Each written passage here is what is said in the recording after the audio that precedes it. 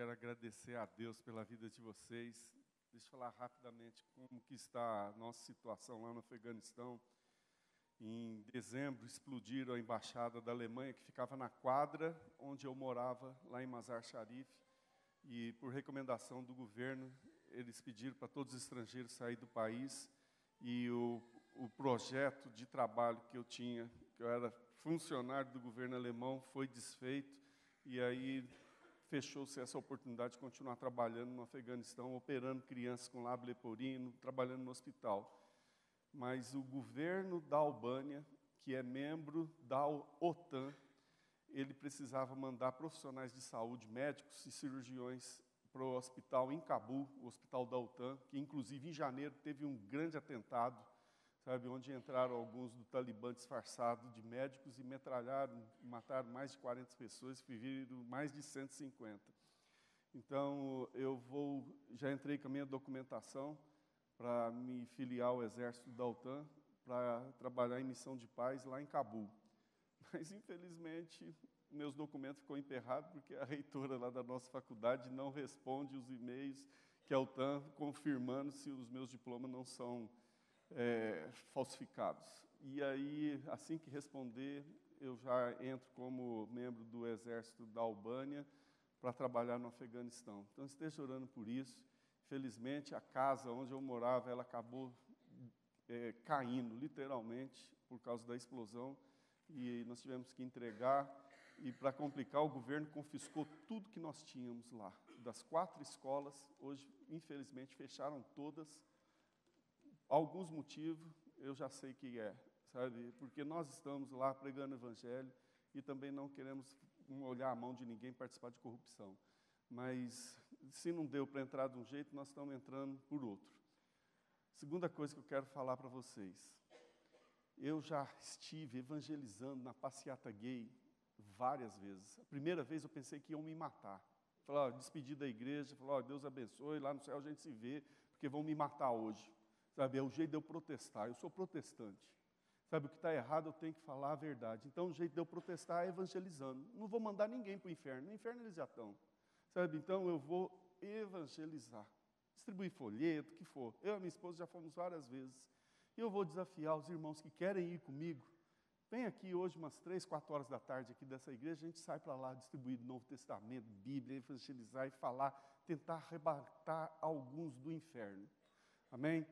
E eu gostaria de compartilhar nessa manhã, de manhã, no primeiro culto, nós estávamos falando sobre como Davi reagia quando era acusado de pecado. Mas agora eu quero compartilhar com os irmãos na carta de 3 João. É um bilhete, não tem nem capítulo, é um só capítulo, isto é, só tem versos, são 15 versos. Então abre sua Bíblia e vamos ler a carta de 3 João. É uma carta missionária. Diz assim a palavra do Senhor. 3 João, verso 1. O presbítero, ao amado Gaio, a quem eu amo na verdade. Amado, acima de tudo, faço voto por sua prosperidade e saúde, assim como é próspera a tua alma. Pois fiquei sobremodo alegre pela vinda de irmãos e pelo seu testemunho da tua verdade, como andas na verdade. Não tenho maior alegria do que esta, de ouvir que os meus filhos andam na verdade. Amado, procedeste fielmente naquilo que praticas para com os irmãos, e isto faz mesmo quando são estrangeiros, os quais, perante a igreja, deram testemunho do teu amor. Bem farás, encaminhando-os em sua jornada de modo digno de Deus, pois por causa do nome foi que saíram, nada recebendo dos gentios, porquanto devemos acolher esses irmãos para nos tornarmos cooperadores da verdade. Escrevi alguma coisa à igreja, mas Diótrefes, que gosta de exercer a primazia entre eles, não nos dá acolhida. Por isso, se eu for aí, far-lhe lembradas as obras que ele pratica, proferindo contra nós palavras maliciosas, e não satisfeito com essas coisas, nem ele mesmo acolhe os irmãos, como impede os que querem recebê-los e os expulsa da igreja. Amado, não imiteis o que é mal, senão o que é bom. Aquele que pratica o bem procede de Deus, mas aquele que pratica o mal jamais viu a Deus. Quanto a Demétrio, todos lhe dão testemunho, até a própria verdade. Nós também damos testemunho, e sabe que nosso testemunho é verdadeiro. Vamos orar então, irmãos. Amado Deus, nós estamos diante da Tua palavra, que é viva, que é que nem uma espada de 2 gumes. Ó Deus, muito obrigado por cada um dos queridos que poderiam estar em casa, descansando, aproveitando o que o mundo tem a oferecer, mas resolveram vir aqui, ouvir, meditar na Tua palavra. Ó Deus, alimenta as Tuas ovelhas, com Teu Santo Espírito, coloca a Tua palavra nos meus lábios, mas ao mesmo tempo, fala no coração, explica, desafia cada um dos queridos que aqui estão, para que o nome de Jesus seja exaltado. É para a glória e no nome de Jesus que te pedimos, ó Deus. Amém. Amém. Meus irmãos, nós estamos vivendo dias muito difíceis. Eu trabalhando lá no Oriente é um tipo de batalha, mas aqui não descansem. A batalha está no ardor, sabe? Porque as estratégias do inimigo em cada país é diferente. Eu estive, como falei para os irmãos, esses 4 últimos meses trabalhando na Bósnia e na Albânia. Foram países comunistas. A Albânia, questão de 25 anos atrás, era o que é hoje a Coreia do Norte. Eles fizeram questão de erradicar, de limpar do país o cristianismo e tudo, qualquer religião. E, no entanto, quando aquele ditador Enver Hoxha caiu, sabe, veio à tona o que o país era no passado, um país islâmico. Hoje, segundo os dados, mostra que 78% da população é muçulmana. E, no entanto, nós estamos ali pregando o evangelho, usando todos os recursos possíveis, sabe, pregando com as mãos. Sabe o que eu sei fazer, trabalhar com protético. Claro, ainda não estou falando a língua deles, mas se caso eu for contratado como membro do exército albanês para trabalhar no Afeganistão, eu vou precisar aprender essa língua também. Mas, irmãos, a batalha aqui também é severa. Essa carta, João escreve para um amigão dele, um homem extraordinário que abria as portas da casa dele para receber os missionários. E ele está falando aqui de Demétrio. Então, esta carta tem basicamente 3, talvez 4, contando com o apóstolo. 3 personagens. Então, eu vou falar aqui primeiro desse homem de Deus, Gaio. Esse homem que não só hospedava, mas sustentava e encorajava os missionários. E eu quero seguir o exemplo desse homem, porque o apóstolo João apoia. Provavelmente ele não era rico, porque o apóstolo está orando para que ele seja um homem próspero, porque próspera era a alma dele. E ele estava orando para que Deus desse saúde para ele, e Deus não é incoerente, o apóstolo não é incoerente. Provavelmente ele não tinha tanta saúde, não era nem rico, nem tão saudável. Por isso que o apóstolo falou, eu vou orar aqui no verso 2, amado, acima de tudo, faço voto por tua prosperidade e saúde, assim como é próspera a tua alma. Sabe, queridos, para fazer a obra de Deus não é fácil. E muitas das vezes quem contribui são as pessoas que menos têm condição. Sabe, que aqueles que, às vezes, é que nem a oferta da viúva pobre. Os poucos recursos que têm, eles fazem de tudo, porque é o que eles podem fazer. Falou, já que eu não posso ir, não falo a língua, eu vou pagar para outro ir no meu lugar. Sabe que eu dou graças a Deus, sabe, por irmãos, sabe, até pastores extraordinários. Sabe que eu tenho uma relíquia lá em casa, sabe, que eu ganhei do pastor Russell Shedd. Antes de ir para o Afeganistão, em novembro, eu fui me despedir dele, e ele falou assim, meu irmão, eu gosto demais do meu carro, sabe, sei que ele está muito velhinho, mas está aqui.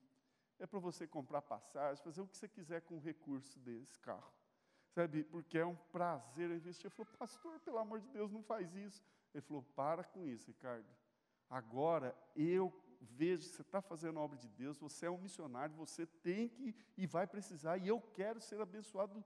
Eu não posso ir, mas eu vou te mandar enviando os recursos. Sabe, irmãos, eu conheci tantos irmãos, e eu vou até mais longe. Tem alguns que, até com a morte deles, abençoaram a obra missionária. Em vez deles pegarem a grande herança para ficar os netos, os filhos brigando, porque herança só serve, não é para unir família, é para causar briga, confusão. Sabe, aí o que eles fazem? Põe lá no testamento, dou 10% para dividir entre os filhos, os 90% vai para a obra missionária. É por isso que hoje nós temos aqui o Mackenzie, porque um homem de Deus que tinha o nome Mackenzie fez isso. Vocês sabiam? Então, eu vou dizer para vocês, nos Estados Unidos, para manter a máquina de guerra, precisa, em média, para cada cabeça de soldado, não é só o que eles vestem, não. Eles têm seguro de vida, têm que pagar aqueles porta-aviões, construir aqueles aviões, munição. É um país inteirinho que está em guerra. Quem faz missão não só é o missionário, é a igreja de Jesus. Sabe, é todos envolvidos nessa guerra. Sabe, para a evangelização de todos os povos. Porque, segundo o texto de Mateus, é isso que acelera a volta de Cristo. E esse homem de Deus, Gaio, entendeu muito bem isso. E ele falou, olha, já que eu não posso ir, eu vou sustentar esse missionário, o Demétrio, que não era judeu, mas ele abandonou tudo para continuar pregando o evangelho. Então, alguns dizem que chega por volta de cada cabeça de soldado ter, em média, de 500 a 800 norte-americanos trabalhando de tempo integral para sustentar cada cabeça de soldado que trabalhou no Iraque, no Irã, no Iraque, no Afeganistão e etc. Então, meus queridos, eu dou graças a Deus porque essa igreja é uma igreja missionária. É uma igreja que Deus está abençoando. E eu já fui pastor, já trabalhamos na fundação de 5 igrejas aqui em São Paulo. E a última, quanto mais a gente investia na obra missionária, mais Deus acrescentava daqui. Sabe, eu tenho visto essa realidade acontecer nesta igreja. Então não para, continua. Lá no céu nós vamos ter, sabe, a recompensa eterna. Sabe, é lá que nós devemos guardar o nosso tesouro. E Gaio era esse homem que, com alegria, abria as portas, sustentava e abençoava esses pastores. Sabe que eu lembro daquele filme Schindler, quando ele, no final do filme, ele vê o anel e fala para o seu contador, que chamava Esther. Falou, Esther, por que eu fui tão medíocre? Por que eu não investi mais? Sabe, esse anel aqui dava para salvar pelo menos mais uns 2 judeus. E esse lata velha desse carro agora, que não vale mais nada. Sabe, isso aqui dava para salvar mais uns 20 judeus. Aí o Esther fala para ele assim, mas Schindler, presta atenção, você salvou 600. Ele falou assim, mas foi muito pouco, eu podia ter feito muito mais. Por que eu fui, e termina o filme, ele chorando e rangendo os dentes, por que ele não foi mais atrevido e investiu mais na obra de Deus? Sabe, eu sei que existem falsos mercenários, disfarçados de missionários. Eu cunhei até um nome, turisnário. Turista disfarçado de missionário, existe.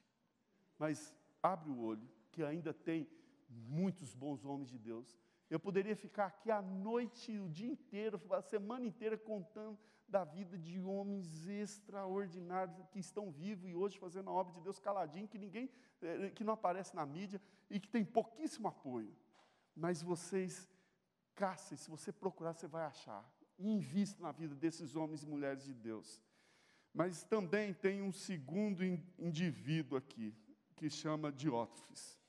Cuidado com esses líderes que gostam de dar cotovelada, se impor, não dão exemplo, não amam missões, não amam os missionários, são egoístas, têm vidas marcadas pelas baixarias, sabe, porque eles esmagam. Olha só o que esse homem, Diótrefes, está fazendo. Ambicioso, sabe, dando cotovelada na igreja, esmagando, dominando, achando que ali é o terreiro dele. Sabe, e ele não gosta da liderança do apóstolo, fala mal dele, expulsa os missionários, não tem vida exemplar e quer, na base da cotovelada, assumir a liderança. Sabe, eu vou ser sincero, queridos, não gosto de falar desses indivíduos, mas eles existem em tudo quanto é lugar.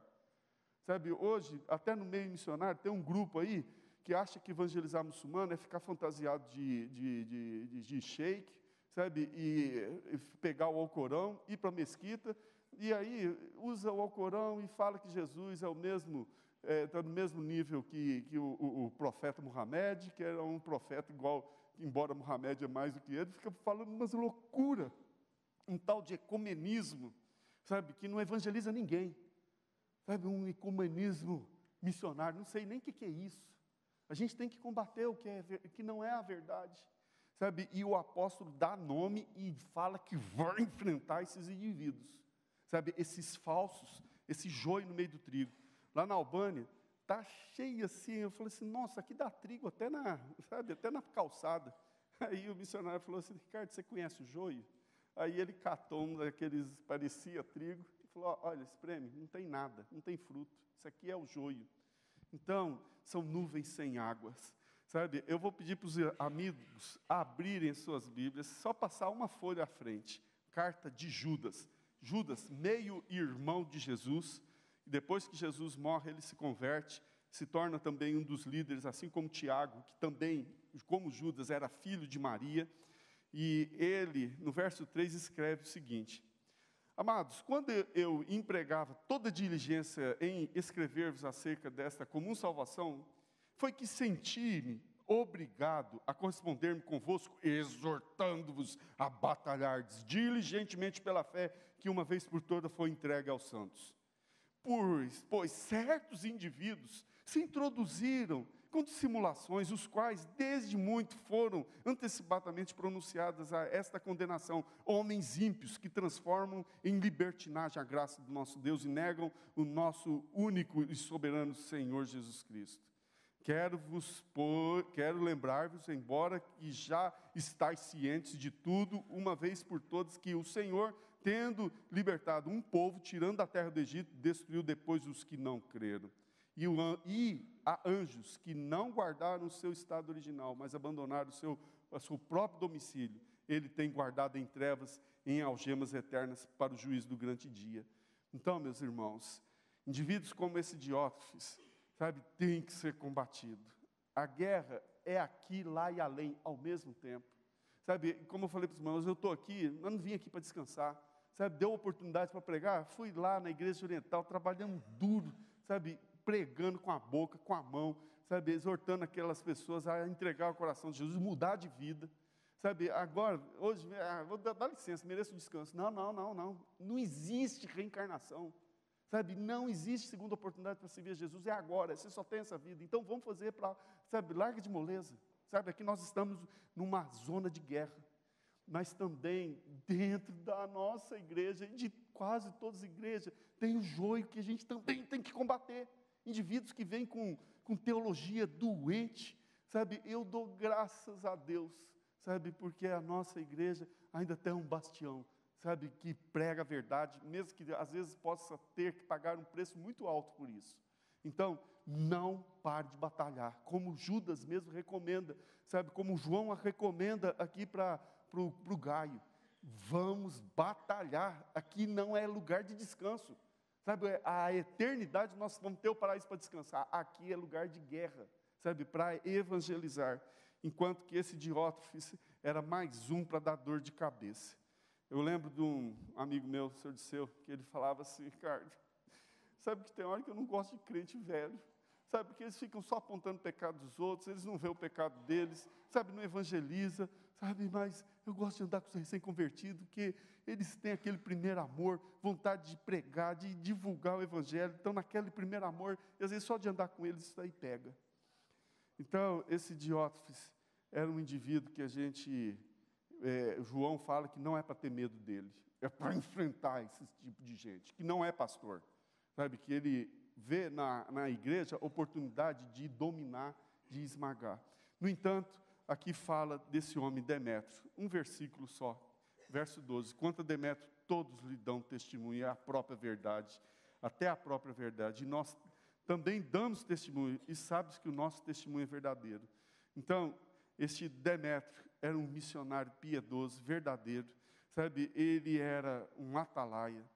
Meus queridos, eu queria ter tempo para falar também de homens, como um que eu conheci na Índia, Hanan, sabe, um homem extraordinário, sabe, que era funcionário do governo indiano, que estava contratado, engenheiro mecatrônico, estudou em Harvard e fez pós-graduação em Harvard, mas formou em Oxford e estava liderando engenheiros para construir a bomba nuclear indiana.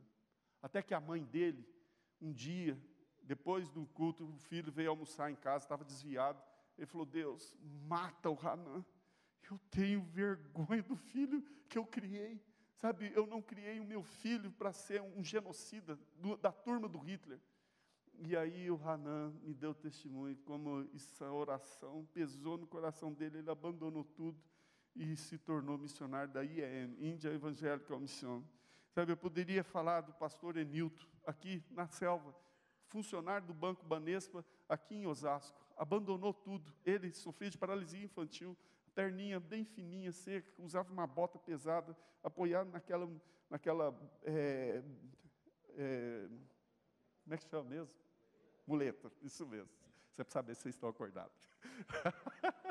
E aí, ele foi trabalhar anos lá nos índios. Eu vi ele lá com aquele PC XT de tela verde, traduzindo a Bíblia para o idioma dos índios Yanomami, violentíssimos, sabe? E que vida extraordinária desse homem de Deus.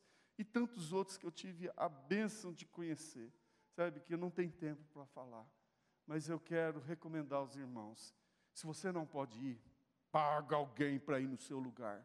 Sabe, investe na obra de Deus. Sabe, não, o dinheiro que você ficar juntando aqui vai servir só para os seus filhos ficar brigando.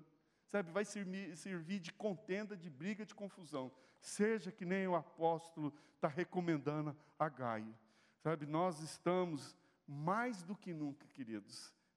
Nem precisa ser crente para perceber que nós estamos entrando no fim dos tempos.